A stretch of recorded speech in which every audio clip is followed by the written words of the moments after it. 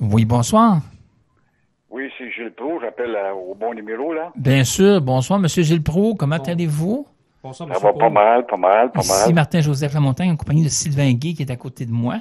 Est-ce que c'est D'accord. possible de me... merci, Monsieur Pro. Merci d'être avec nous. C'est tout un honneur que vous nous faites. Et évidemment, on voulait vous appeler justement pour parler avec vous de ce grand homme que nous avons connu. Peut-être pas autant que vous, là, mais on l'a connu à la fin dans les dernières années de sa vie. Était le grand Gilles Réaume, ancien président de la Société Saint-Jean-Baptiste de Montréal dans les années 80 et un grand tribun de l'indépendance nationale qui allait sur toutes les tribunes défendre notre nation, notre langue, notre culture, notre histoire et qui a marqué beaucoup de gens qui nous écoutent en ce moment. Alors, merci de nous partager avec vous quelques souvenirs que vous avez.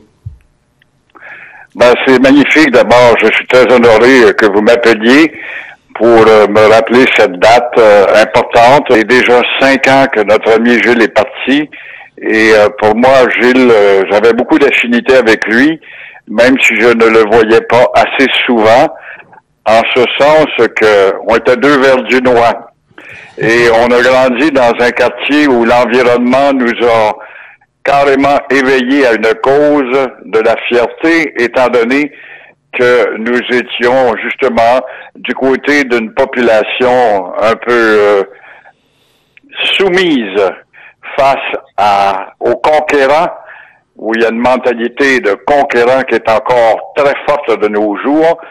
Alors de Gilles, je retenais le dialogue qui ressemblait au mien, et de Gilles, j'ai reconnu par la suite, quand il a émergé, pour devenir une personnalité marquante dans la promotion de l'indépendance, avec son verbe, son vocabulaire, son amour de l'histoire et son style très persuasif.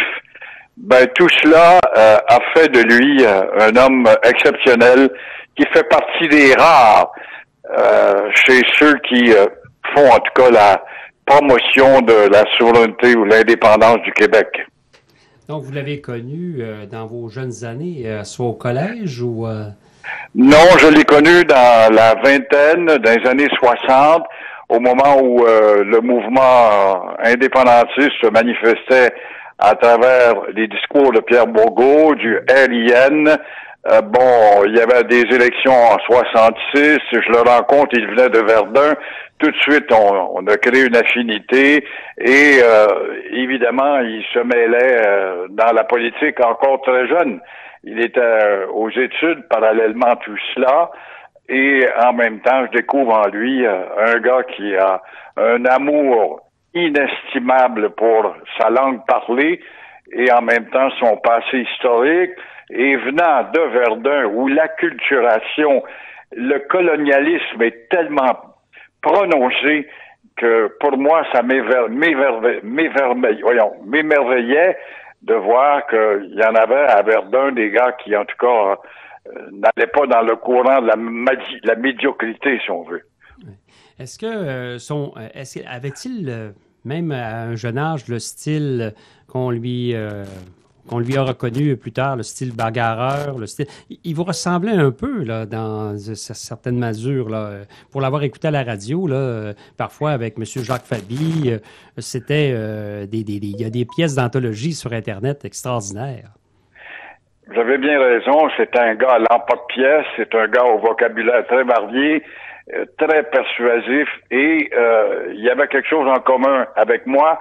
Est-ce que c'était notre culture, justement, de cette zone de Montréal, où encore une fois, où le colonialisme était très fort, et nous tentions de secouer un peu les chaînes de cette soumission-là, et probablement que ça a dû transpirer dans son cas comme dans le mien, et Gilles va devenir un tribun exceptionnel. Il est sans doute influencé également par Pierre Bourgault.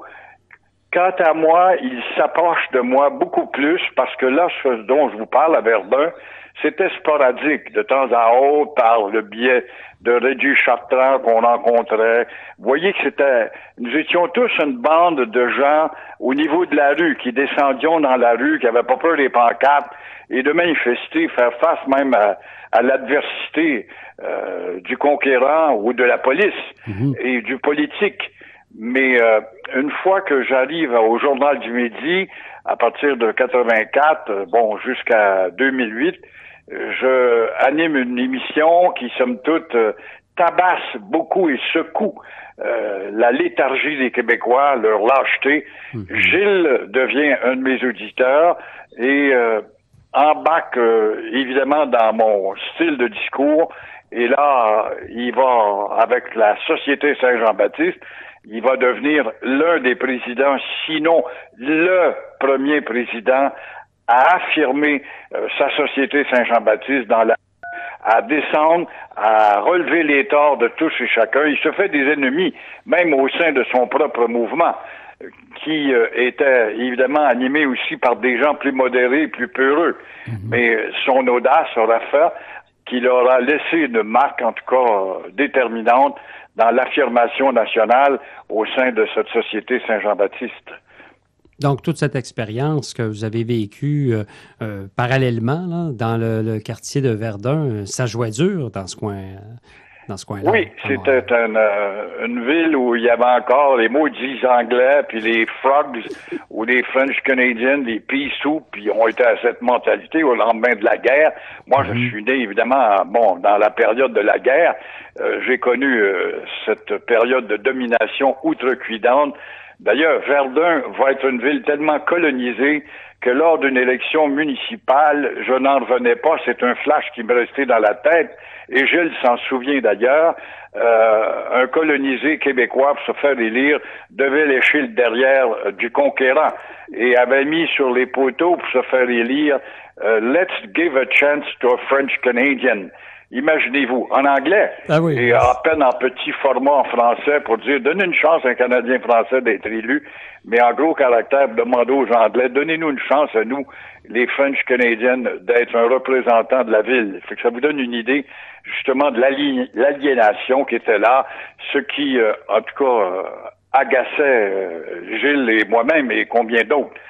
Alors, la sociologie du quartier va jouer beaucoup dans la détermination d'expression parfois agressive. Mais ce que je retiens de Gilles, tout en étant un grand orateur et un verbe haut et fort, il a toujours eu des mots gentils à l'égard de tout le monde, parfois même ses propres ennemis, tout en les combattant, leur transmettait quand même des normes de respect. Alors ça m'avait bien impressionné de voir que ce gars-là était animé d'aucune agressivité quand il rencontrait quelqu'un, puis il savait à l'avance que le gars ou la personne qui était devant lui n'était pas d'accord avec lui.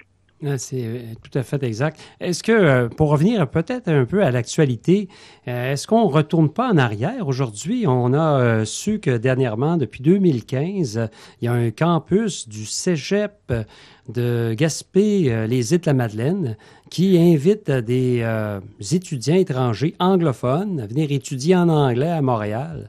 Est-ce qu'on retourne il n'y a pas de doute, on subit un recul épouvantable et il y en a de même au Cégep Marie-Victorin en passant. Il n'y a pas que la Gaspésie, mais la Gaspésie, c'est plus scandaleux parce que là, on est dans la Nouvelle-France, puis on est vraiment dans le Québec authentique. À Montréal, on comprend, la ville s'anglicise. Certains vont toujours se justifier, dire, c'est une ville internationale, on est à l'heure de la mondialisation. Alors, les reculs, effectivement, les premiers responsables de ces reculs, c'est cette mentalité facile d'avaler la mondialisation qui veut rien dire d'autre que l'américanisation au nom de l'efficacité, au nom du succès de ta carrière commerciale. On adopte et on couche avec ces outrecuidants-là, si on veut, et puis on s'acculture tranquillement. On passe de l'autre côté avec des prénoms anglais pour nos enfants, nos filles, nos garçons, et puis notre mode de vie, de connaissances culturelles se limite au hockey, au sport, au rock'n'roll, et ça va pas très, très loin. On s'éloigne de la littérature. On ne connaît plus personne chez nos gens, chez les créateurs, qu'ils soient poètes, écrivains, chanteurs ou acteurs. On les connaît plus. Ceux qui les connaissent, c'est encore des gens de la génération d'hier et ils vivent complètement en marge de la société québécoise, alors qu'il y a 20, 30 ans, c'était la jeunesse qui secouait la vieillesse pour faire avancer celle-ci. Les idées nouvelles venaient de la jeunesse en faveur des changements radicaux très souvent. On l'a vu partout dans le monde et il y en était ainsi au Québec avec le aérien et Bourgault notamment. Alors qu'aujourd'hui, on voit que cette jeunesse est rétrograde, lymphatique, indifférente, sans idéaux aucun. On pourrait dire même acculturé. Acculturé au maximum. C'est ça. Donc, aussi aliéné d'une certaine manière par cette mondialisation néolibérale. Et puis, malheureusement, que beaucoup de gens ne savent pas que le français a un immense potentiel grâce justement à l'apport des pays africains qui sont en plein développement économique. Et moi, Gilles Réaume a été mon mentor. Hein. J'ai appris l'art oratoire grâce à ses conseils et à ses cours qu'il donnait à plein de jeunes à la Société Saint-Jean-Baptiste de Montréal dans les années, en fin des années 2000. Début des années 2010. Et ça a été très marquant, là, tous ces conseils. Et comment pensez-vous qu'il réagirait avec la situation? Serait-il déçu? Serait-il en colère, enragé? Comment vous pensez que... D'après moi, il serait carrément démoralisé. On a beau dire qu'il ne faut pas se démoraliser, il ne faut jamais lâcher prise, mais devant la gangrène grandissante où le revirement des mentalités chez la jeunesse ne s'effectue pas, moi-même je suis devenu un athée politique. Je ne crois pas, malgré les espoirs et puis le nationalisme de surface du gouvernement de la CAQ, qui est un bon gouvernement, mais c'est un prix de consolation, faute de ne pouvoir avoir mieux. Parce que le PQ n'a plus d'envergure, n'a plus de leader, n'a plus de René Lévesque, n'a plus de Jacques Parizeau. Alors, j'ai bien l'impression que Gilles ressemblerait un peu à ce que je suis, un gars taciturne, amer, acide à l'égard de cette société qui s'est complètement dégonflée. On a beau me dire, oui, mais c'est un phénomène mondial. Toutes les jeunesses dans le monde sont comme ça. C'est vrai. Sauf que nous ne pouvons pas nous permettre, nous, vu notre fragilité, notre petit nombre, face au bloc nord-américain. Il y a encore des sociétés qui se tiennent parce qu'elles ont des cultures. Je pense notamment à Israël, qui fait face quand même à un bloc qui lui est hostile, mais parce qu'on a su enseigner la culture historique, culture biblique dans leur cas, ils se tiennent encore debout, qu'on soit d'accord ou pas avec leur comportement.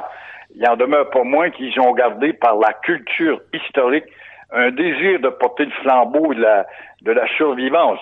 Même chose chez les Irlandais, c'est drôle. Et là encore, on a affaire à une culture passablement religieuse. Mais il y a dans l'éducation de cette nation-là, donc, une force de caractère qui transmet l'histoire. Alors qu'ici, nos élites qui sont des traîtres, ont décidé d'effacer, de faire disparaître l'enseignement de l'histoire au nom de toutes sortes de conneries, genre, il y a des néos qui rentrent, faudrait parler d'eux autres également, puis on a oublié telle communauté, puis on a oublié telle autre, comme si on ne devait pas enseigner à ceux et celles qui rentrent ici depuis 3 semaines, qu'ils sachent pourquoi il y a un boulevard Jean Talon, puis pourquoi est-ce qu'il y a un pont Jean-Cartier, puis qui est-il Champlain. Ça peut être intéressant de le savoir au moins brièvement et connaître en tout cas le pourquoi du combat de ceux-là qui se battent encore pour exister. Oui, puis en même temps aussi, si on veut intégrer ces gens-là, il faut leur partager notre histoire, leur partager tout notre passé pour qu'ils puissent ensemble épouser cette histoire, ce passé pour s'enraciner ici. Sans ça, ces gens-là, ils ont quoi? Ils sont simplement des résidents permanents, sans sentiment d'appartenance à leur nouveau foyer d'accueil. Ils deviennent comme des consommateurs. Mais nous ne contrôlons pas, nous ne sommes qu'une colonie. Une province, c'est une colonie. Et Exact. quand on les accueille, ils se font dire dès le départ, il y a le drapeau rouge et blanc. Dès le départ, vous disent, n'oubliez pas que c'est le Canada qui vous accueille. Dès le départ, vous allez goûter un mode de vie dont vous rêviez parce que vous venez d'un pays difficile, vous avez été bastonné, vous étiez pauvre. Alors, vous allez connaître la richesse de ce pays-là, la matérialisation de ce pays-là. Alors, il est très difficile de les embarquer avec nous, qui sommes une partie prenante dans ce grand pays-là, mais une partie subalterne. Alors, pourquoi je me rangerais avec des subalternes quand je suis accueilli par les primaires, par les puissants? Alors, voyez-vous, quand vous avez... Je pense pas que Justin Trudeau connaisse beaucoup son histoire du Canada. D'abord, dans son propre cabinet, on parle même pas français. Ça vous donne une idée du déracinement. Alors, rajouter tout ça et bien d'autres, et on démontre que, somme toute, on est gangréné tranquillement. Que penser de l'exemple d'une personnalité comme Laurent Duvernay-Tardif, qui évidemment a gagné le Super Bowl, pour le dire en français, là. Le Super Bowl, et donc ce dimanche, un événement exceptionnel et qui se dit lui-même fier de sa culture, fier de sa langue, et il dit lui-même que ce qui le rendait disons, différent. Maintenant, sa différence le rend unique dans le vestiaire et le rend même plus populaire que les autres de ses autres collègues. Faut pas oublier qu'il est le petit-fils d'un ministre du gouvernement de Jacques Parizeau aussi. Ça, il y a peu de gens qui le savent. Bon, dépendant de l'éducation qu'il a eue, la Ville de Québec, l'Université Laval, bien qu'il a trempé à McGill, bon, il l'a gardé parce qu'il est instruit, en tout cas, un fond de fierté. Mais ce gars-là risque beaucoup plus de devenir un Américain tôt ou tard devant le veau d'or qui s'offre à lui dans cette société nord-américaine où il est déjà une vedette. C'est un peu comme Céline Dion. On peut peut-être être très fier de voir qu'une Québécoise qui est sortie d'un patelin perdu du Québec est devenir une internationale. Mais en conjuguant, bien sûr, avec la mondialisation, c'est-à-dire l'américain. Alors, est-ce que ça sera un apport?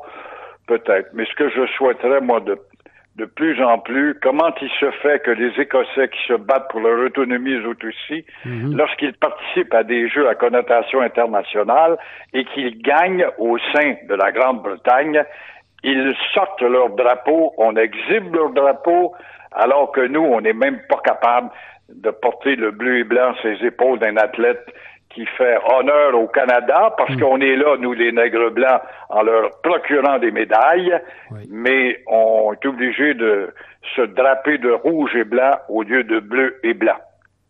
Exactement. Et puis, donc, évidemment, il y a des peuples il y a un réveil qui s'est passé, donc il y a un grand événement historique qui s'est passé la semaine dernière. J'aimerais vous entendre sur le fameux Brexit, l'accomplissement du Brexit ce vendredi dernier, le 31 janvier à 11 heures. C'est intéressant. D'abord, ils ont un premier ministre qui est de tendance, évidemment, de centre droit. Alors, c'est un conservateur. Tout de suite, la gauche au Québec, qui est très forte, va dire, il est condamné, étant donné qu'il est d'étiquette droitiste et nationaliste. On n'a pas le droit d'être nationaliste. Alors, soyons au moins patriotes, ce qu'ils ne sont pas, ces gens de la gauche. Alors, l'Angleterre, tout simplement, j'étais là, moi, pendant la campagne du Brexit. J'assistais à des manifestations, j'ai été pris dans des foules de 300 000 personnes, et lorsque je jasais avec eux, c'est drôle, c'était cet avant-week-end-là, où avec des milliers de drapeaux européens, c'était des gens qui regrettaient de ne pas avoir voté il y a 3 ans. Et il se disait, oui, mais je disais, vous avez voté majoritairement pour le retrait. Il me répondait, voyez-vous le mépris, il me répondait en voulant dire, c'était les ignorants des campagnes. C'est un peu la CAQ qui a récolté des votes à partir de Repentigny jusqu'à Gaspé. Pour le reste, nous, à Montréal, on est évolué, on est une ville internationale, on a gardé le rouge, on a voté rouge. Alors là, Londres se disait ça, ce sont les habitants qui ont voté majoritairement pour le Brexit, Mais il faut comprendre que les habitants en avaient ras-le-bol également d'être menés par une bureaucratie de papier, de fumée de pipe à Bruxelles, qui ont imposé l'anglais comme langue de communication en Europe, et puis d'enquiquiner avec toutes sortes de règles qui nuisaient évidemment à l'agriculture et à l'élevage de la Grande-Bretagne. Donc, évidemment que les Britanniques du Royaume-Uni, de l'Angleterre, donc c'est pas les mêmes Anglais que chez nous, là, nos fameux Canadiens anglais. Là, Non, c'est des Européens. Fait que dès le départ, ils ont connu le sévice parce que c'est un peuple très poli. Et deuxièmement, l'école européenne n'a rien de comparable avec l'école la plus laxiste en Amérique du Nord, l'école qui a le plus de congés, qui a le moins de jours de travail, à 180 jours, l'école du Québec où on te donne ton diplôme puis on se pense bon.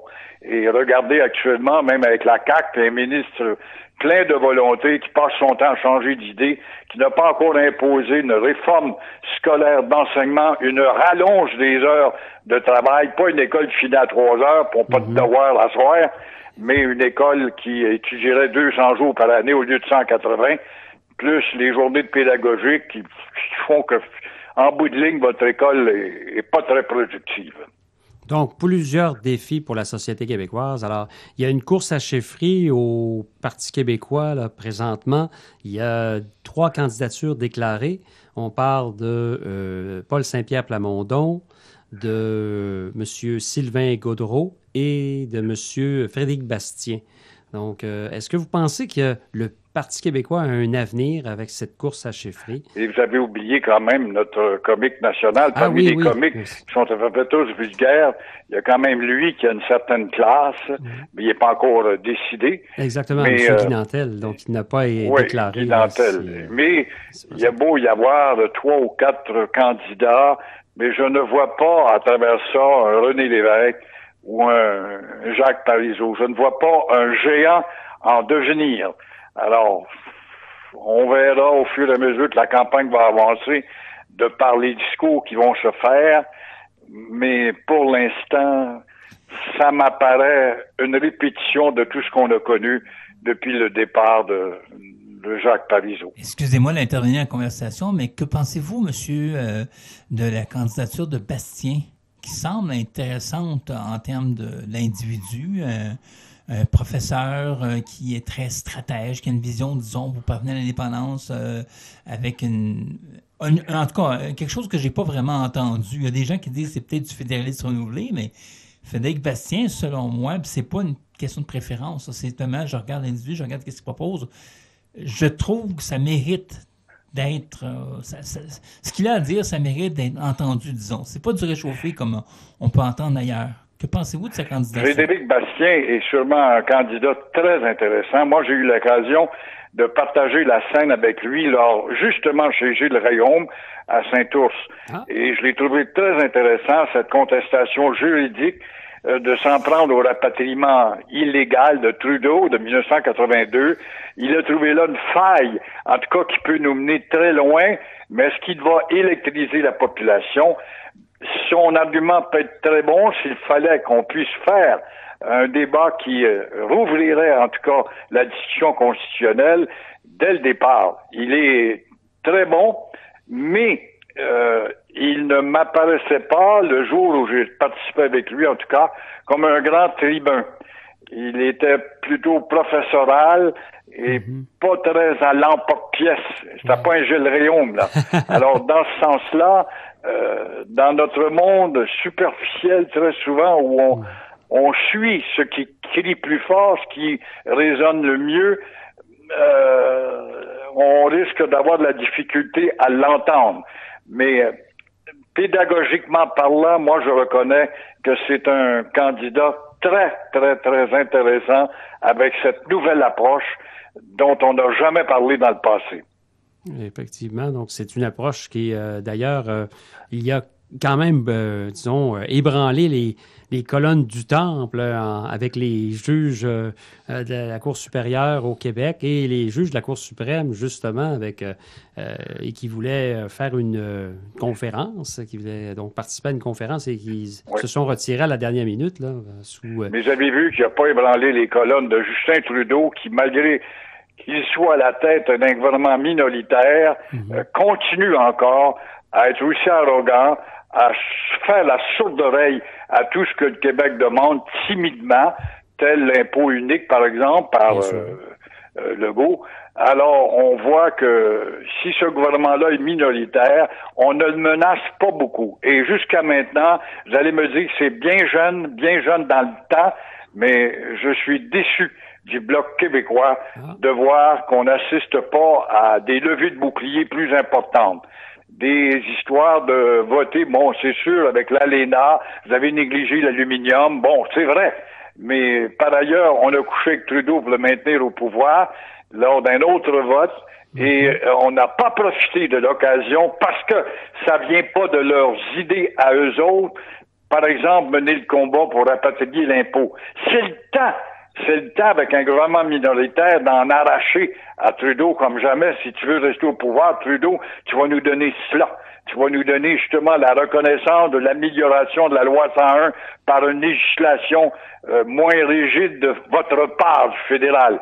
C'est le temps de nous donner un impôt unique parce qu'on est capable de l'administrer nous aussi. Exact. C'est le temps de proclamer le Québec comme un État québécois et non une province parce que c'est colonial le mot province. Oui. Mais non. Alors on profite pas de ça parce que ces idées-là viennent du Bloc québécois, puis nous, on est indépendantistes. Alors, vous voyez comment il y a un dilemme épouvantable de pas saisir la balle pour en arracher tranquillement pas vite. Et la meilleure occasion qu'un gouvernement minoritaire, ça serait justement d'en arracher et vous vanter après. Après ça, vous dites, ben voilà, mes chers amis, vous l'avez vu, c'est nous qui vous avons obtenu l'impôt unique. C'est pas la CAQ. Même si c'est la CAQ qui le demandait, il a fallu que nous soyons là. Voyez-vous notre utilité en soi, mes chers amis? Voilà. Mais non. Non. Jusqu'à maintenant, c'est des silences un peu trop prolongés qui font penser à certaines gens, en tout cas, que ces gars-là et ces filles-là, ils ont été élus et découvrent la merveille du système parlementaire pour se maintenir au pouvoir le plus longtemps possible et faire 2 mandats en vue d'avoir une pension. Ben, si c'est ça, c'est bien limité.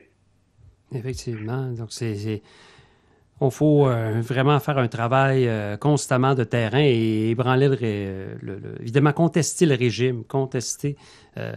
Faudrait voir là qu'est-ce qui va arriver dans l'avenir. Et bon, évidemment, le gouvernement québécois a beaucoup à faire, justement, dans ce sens. Et M. Legault, des fois, il est un peu hésitant. C'est difficile à ce moment-là d'avoir cette M. Legault est-il un nationaliste de façade, comme le PQ lui reproche? Jusqu'à maintenant, j'aurais tendance à dire oui. Avez-vous remarqué que les 2 stentors de la langue française, Nathalie Roy, que j'ai très bien connu, j'étais même son patron, et Jolin Barrette ne parlent pas du tout. Là, on a recommencé à siéger au Parlement pour reprendre la session et on va nous parler d'environnement, puis on va nous parler de ceci, puis l'aide à mourir, puis toutes sortes de discours dont on n'a même pas besoin de discuter, on devrait régler ça tellement c'est facile.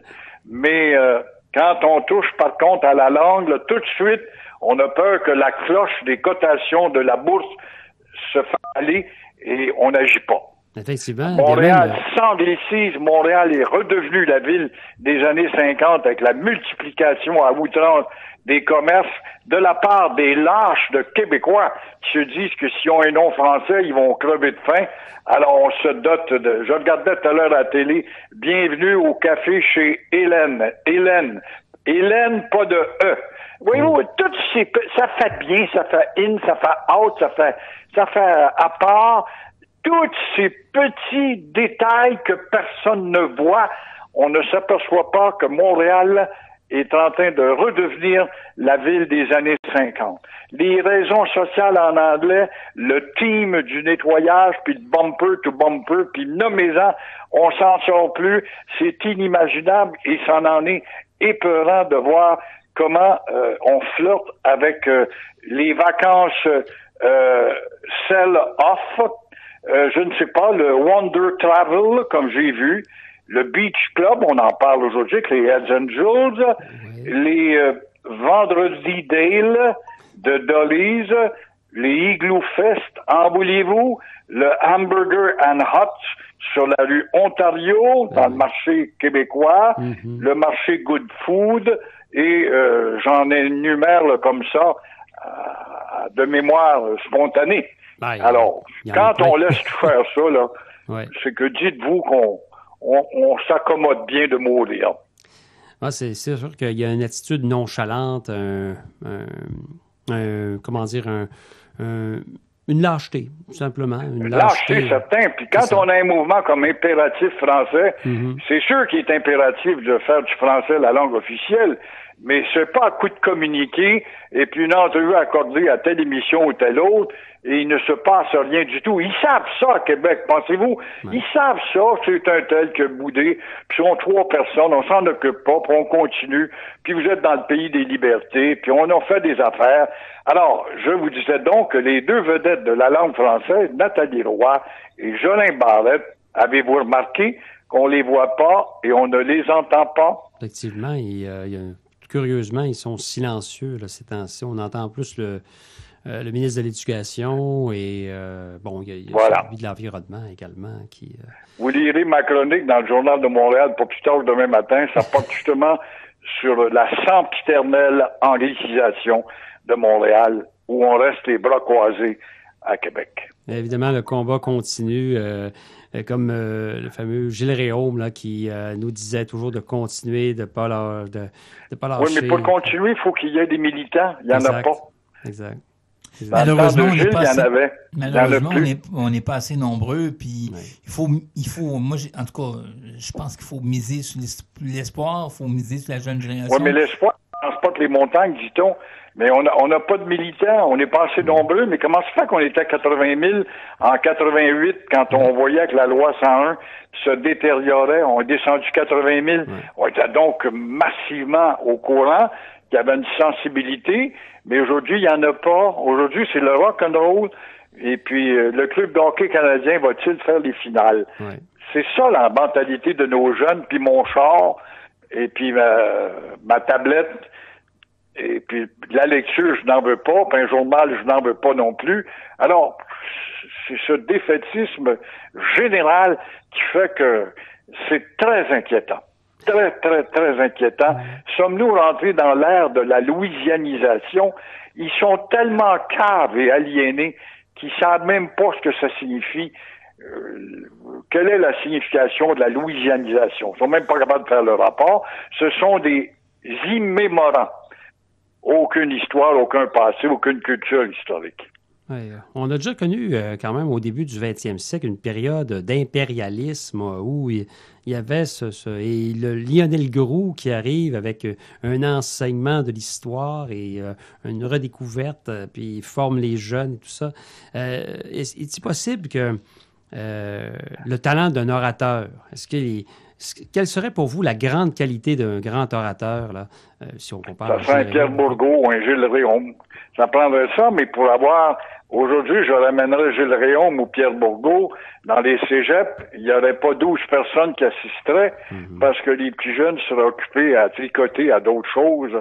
Alors, c'est ça le maudit problème. Un grand orateur, c'est sûr qu'il en faut parce qu'on n'en a pas. Mais j'avais beau me parler de Lionel Groulx, mais on était dans les années 30, au Québec était très anglais, on travaillait en anglais. Seul à l'église, on entendait parler du français, de la chaire du curé, qui dominait les mentalités dans la docilité des Québécois. Mais tout ça, ça a été une époque où il n'y avait pas la notion de la mondialisation, la pénétration américaine était moins intense. Oui.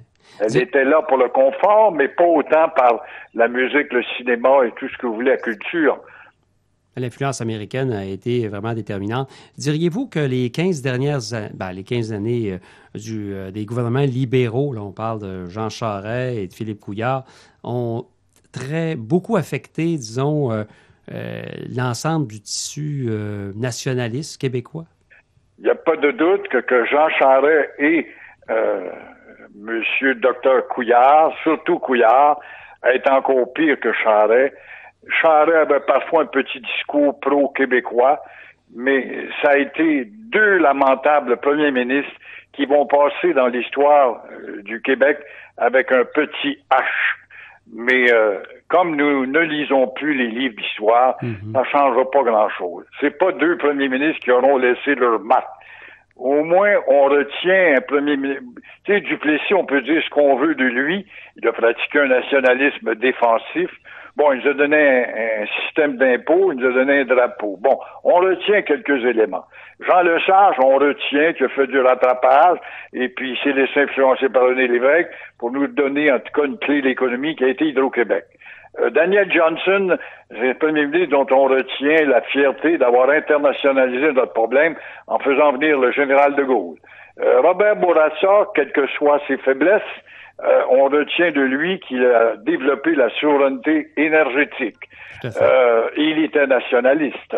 Oui. Alors que depuis, après ça, René et Parizeau, après ça, on est rentré dans une ère de noirceur avec 2 acculturés indifférents, vendus carrément à la cause internationale, que sont Jean Charest et le docteur Couillard. Alors, ça fait 15 ans d'inertie.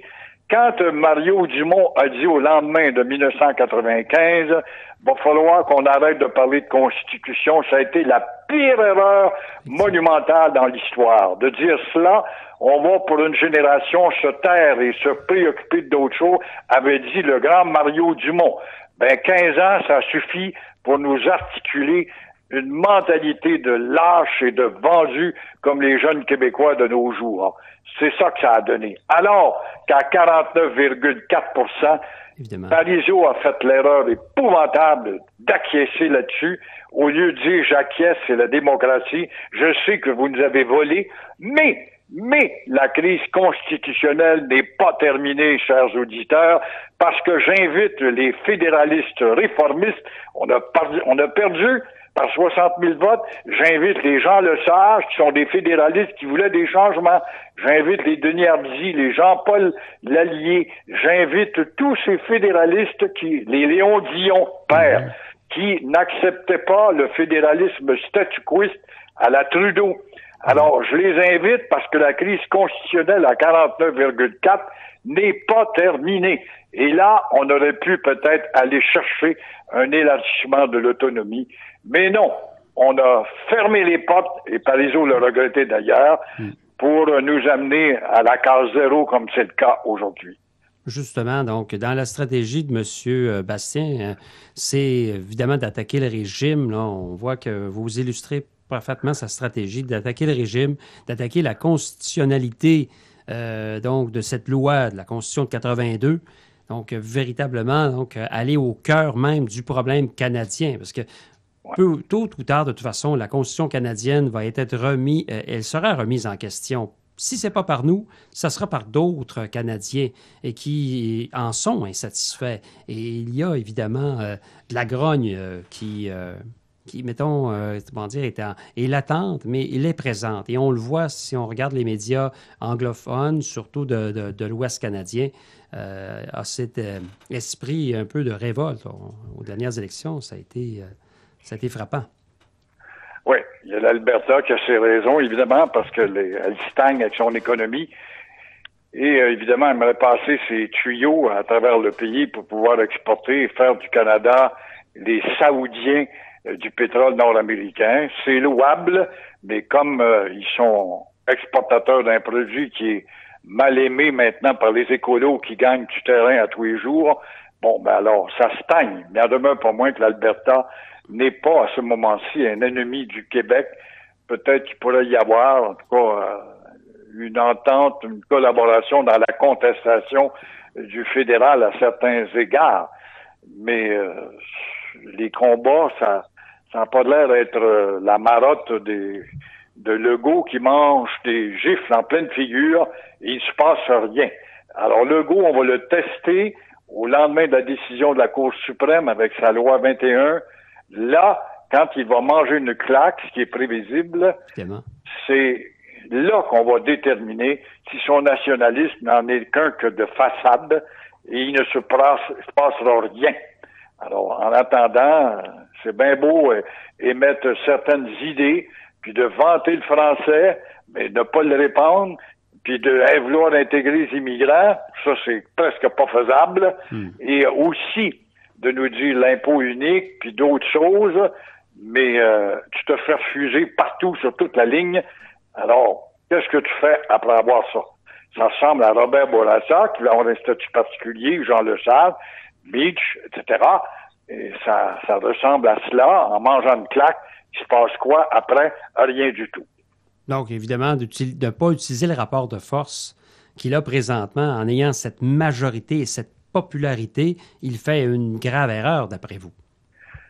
Oui, mais je suis pas certain que s'il embarque son cabinet dans des combats de la sorte, parce qu'il y a bien des libéraux des anciens libéraux, faut pas l'oublier. C'est une coalition. Ça, c'est comme des bouchons de liège. T'as beau les flanquer dans l'eau, ça revient toujours en surface. Alors, il y aura toujours, en tout cas, des réprobations de la part des membres de son cabinet s'il faut qu'il aille trop loin pour l'affirmation nationale. Alors, si l'affirmation nationale, ça demeure un toast qu'on lève à la santé de l'affirmation nationale, ça va pas très loin. Effectivement. Mais, oui. Encore une fois, je pense que c'est là qu'on va voir, quand la Cour suprême se décidera, c'est là qu'on va voir aussi, en ayant un gouvernement minoritaire à Ottawa, il a une chance vraiment de faire en sorte qu'on peut, avec le Bloc, débarquer ce gouvernement-là. Alors, est-ce que c'est l'opportunisme, c'est de penser à ton futur tout le temps sans jamais conjuguer au présent pour régler immédiatement les problèmes? C'est là qu'est le dilemme. Exactement. Il y aura des grandes décisions à prendre. En terminant, parce que je sais que le temps file et je ne veux pas non plus, parce que cette conversation est super intéressante, une belle entrevue, et vous nous faites un grand honneur. En terminant, j'aimerais peut-être avoir le plus beau souvenir que vous gardez de Gilles Rhéaume. Le plus beau souvenir de Gilles que je retiens, c'est son insistance à toujours répéter le droit à la manifestation, de amener son propre mouvement de la Société Saint-Jean-Baptiste à secouer les vieilles barbes qu'il y avait là à l'intérieur de son propre mouvement pour les forcer à descendre dans la rue. Et dans ce sens-là, c'est cette audace d'aller justement au-devant des coups avec le drapeau puis aller dire ce qu'il pensait. C'est l'audace verbale de l'homme, non seulement à travers un micro invité à une émission, mais aussi sur la place publique. Et son amour de la langue française qu'il exprimait. Quand je vais à Saint-Ours, ça fait 3 ans de suite où je suis invité à la période des Patriotes, je m'arrête toujours dans l'hôtel de ville pour admirer, j'ai même photographié sa plaque et regarder et partager en tout cas un souvenir tendre et affectueux à l'égard de ce gars si engagé. Et il mériterait vraiment avoir un petit peu plus qu'une plaque dans la petite localité de Saint-Ours. Donc, en terminant, je vous remercie infiniment de votre générosité. Merci de nous avoir partagé ces beaux souvenirs que vous avez vécus avec Gilles Rhéaume. Parce que Gilles Rhéaume, on va s'en rappeler longtemps. Vous savez, à Radio Infocité, il y a un petit groupe, un noyau qui a milité avec Gilles Rhéaume. J'en fais partie, François Saint-Louis aussi, Sylvain Gay. Et pour nous, c'était vraiment important de s'en rappeler à quel point cet homme-là nous a marqué. Et on trouve ça dommage qu'il n'y ait pas plus de documentation sur Gilles Rhéaume. Vous avez donc raison. Vous avez raison, parce qu'il a fait moult discours. Souvent, il a été enregistré, mais les archives n'ont pas gardé. Un peu comme Pierre Bourgault, d'ailleurs. Mm-hmm. Alors, Rhéaume mériterait, en tout cas, l'attention des comités de toponymie dans une ville ou une autre, et même du Québec, ne serait-ce que de lui donner à Saint-Ours, pourquoi pas, puisqu'il est mort là, un parc ou quelque chose, d'aller plus loin qu'une simple plaque presque anonyme devant l'hôtel de ville. Alors, mais en tout cas, notre pensée, ma pensée vous accompagne et elle accompagne aussi celle de Gilles Rhéaume qui, dans l'au-delà, en tout cas, doit voir qu'il y a encore des gens qui continuent à affirmer, à gueuler, à souhaiter que ce Québec se réalise. Exactement. On se bat toujours pour ses idéaux. Et on salue également la famille Rhéaume qui peut-être nous écoute en ce moment. Alors, ça fait plaisir d'entendre ça et c'est souhaitable. Monsieur Proulx, c'était très généreux de votre part de nous avoir accordé tout ce temps. Ben, je pense que Sylvain Gay et moi, on va conclure l'entrevue avec vous. C'est vraiment gentil. On tient à vous remercier pour votre générosité. Merci beaucoup. Ben moi, je vous remercie d'avoir pensé et d'avoir su que j'étais un ami sincère de Gilles Réaume. Et à cet égard, je vous souhaite tout le bonheur et la santé de continuer votre travail. C'est très gentil de votre part. Merci, M. Proulx. Merci, bonne chance. Merci. Au revoir. Bonne soirée.